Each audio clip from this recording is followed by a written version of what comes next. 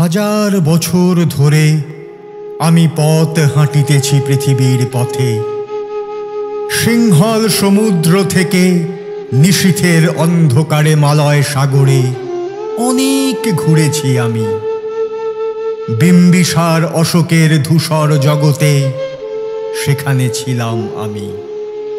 আরো দূর অন্ধকারে বিদর্ভ নগরে আমি ক্লান্ত প্রাণ এক।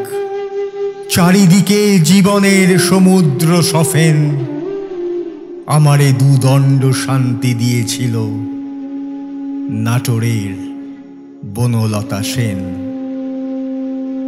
চুল তার কবেকার অন্ধকার বিদিশার নিশা, মুখ তার শ্রাবস্তির কারুকার্য।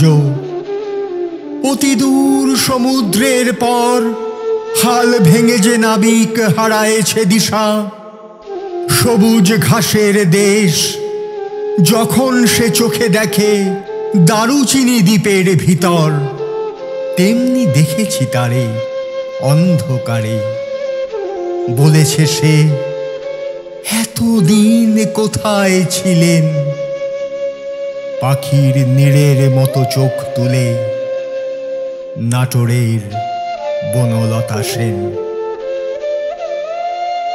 সমস্ত দিনের শেষে শিশিরের শব্দের মতো সন্ধ্যা আসে। ডানার রৌদ্রের গন্ধ মুছে ফেলে চিল। পৃথিবীর সব রং নিভে গেলে পাণ্ডুলিপি করে আয়োজন। তখন গল্পের তরে জোনাকির রঙে ঝিলমিল। সব পাখি ঘরে আসে, সব নদী ফুরায় এ জীবনের সব লেনদেন। থাকে শুধু অন্ধকার মুখোমুখি বসিবার বনলতা সেন।